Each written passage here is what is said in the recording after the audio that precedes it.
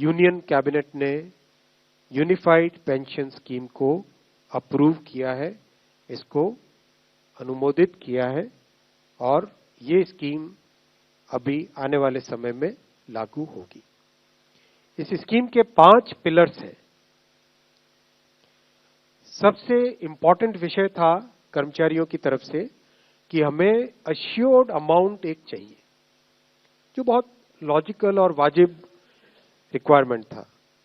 तो इस डिमांड पे एक मेथोडिकल वे में काम करके और एक्चुअरियल साइंसेस, जो लोग आगे का भविष्य का रिक्वायरमेंट वगैरह कंप्यूट करने का एक तरीका होता है जिसको एक्चुअरियल साइंस बोलते हैं, उनके साथ मिलके कई तरह के फाइनेंशियल मॉडल्स को प्रोजेक्ट करके और सबके साथ मिलके एक सिस्टमेटिक तरीके से 50% अश्योर्ड पेंशन, ये इस यूपीएस का सबसे पहला पिलर है।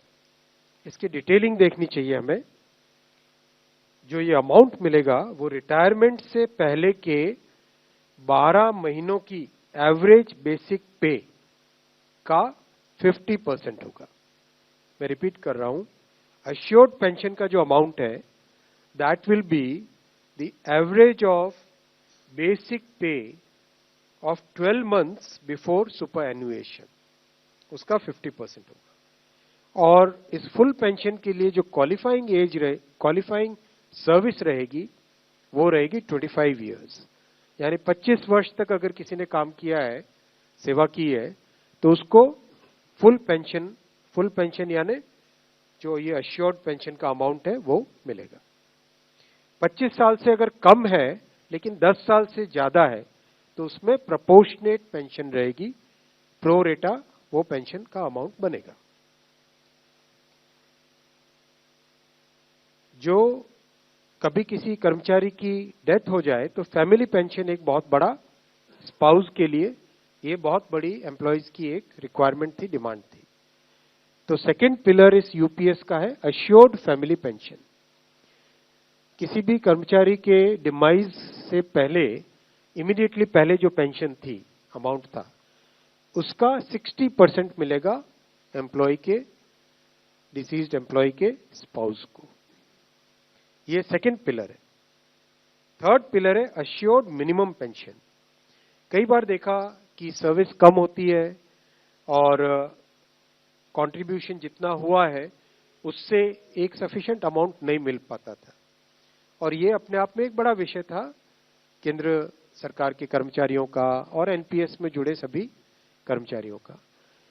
इसीलिए एक minimum assured pension, assured minimum pension 10,000 rupees per month, वो इसमें यूपीएस में थर्ड पिलर ये रखा गया है।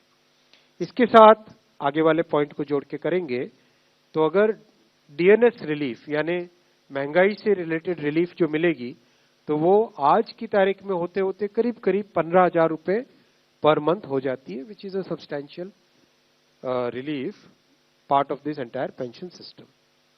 फोर्थ पिलर है इन्फ्लेशन के साथ इंडेक्सेशन। जैसे केंद्र सरकार के एम्प्लॉयज के लिए सैलरी में डीएनएस अलाउंस होता है, उसी पैटर्न पे जो इंडेक्स है, सेम इंडेक्स को यूज करके all India consumer price index for industrial workers, इसको यूज करके assured pension, assured family pension और अश्योर्ड मिनिमम पेंशन, इन तीनों के तीनों जो आपने पिछले पेज पे तीनों पिलर्स देखे, assured pension, assured family pension और अश्योर्ड मिनिमम पेंशन, इन तीनों के ऊपर इन्फ्लेशन इंडेक्सेशन डीएनएस रिलीफ के बेसिस पे मिलेगा। डीआर, डीए की जगह डीआर, डीएनएस रिलीफ।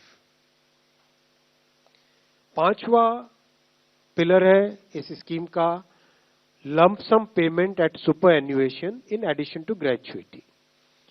ये एक तरीके से बहुत ही इंपॉर्टेंट और बहुत ही बड़ी एक रिलीफ मिलेगी। जब सुपर एन्युएशन होता है तो उसके बाद में इंसान अपनी लाइफ को प्लानिंग जिस तरह से करना चाहिए तब कई बड़े खर्चे आते हैं, इसलिए ये लंप सम एक अमाउंट तय किया गया।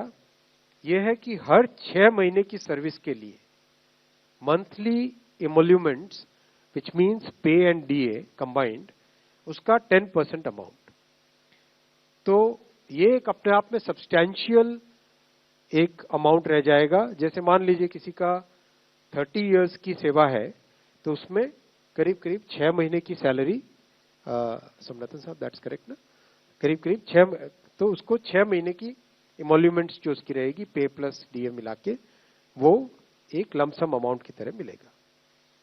ये 5 पिलर्स को लेके आज यूनिफाइड पेंशन स्कीम अप्रूव हुई है। ये स्कीम केंद्र सरकार के करीब 23 लाख कर्मचारी, करीब 23 लाख एम्प्लॉइज हैं, उनको इसका बेनिफिट मिलेगा। ऑप्शन रहेगा, कोई अगर एनपीएस में रहना चाहे तो एनपीएस में रह सकता है, यूपीएस में ऑप्ट करना चाहे, which is naturally a very attractive scheme, तो उसमें ऑप्ट कर सकता है। प्लस राज्य सरकारें अगर इसी फ्रेमवर्क को, इसी आर्किटेक्चर को यूज करना चाहे तो राज्य सरकारें भी इस आर्किटेक्चर को यूज कर सकती है।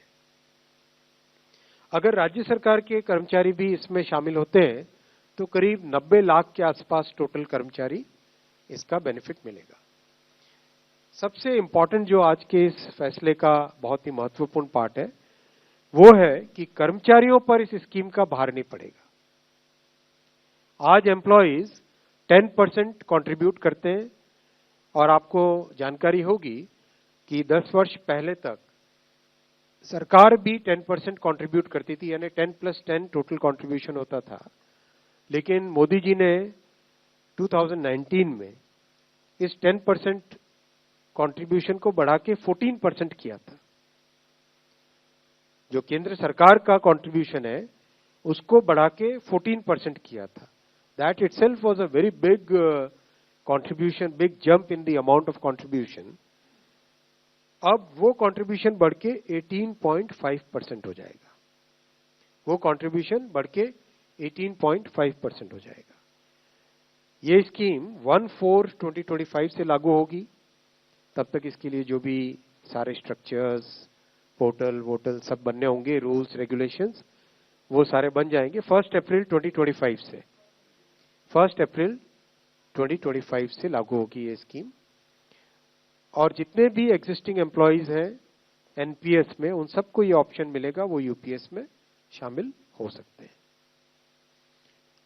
मेडिकल रीइंबर्समेंट पहले की तरह मिलेगा सेंट्रल गवर्नमेंट के एम्प्लॉइज को, जो कि बहुत बड़ी, वैसे भी मेडिकल रीइंबर्समेंट अभी भी पुराने ओपीएस के मेथड के टाइम से ही मिलता है, वो चेंज नहीं है।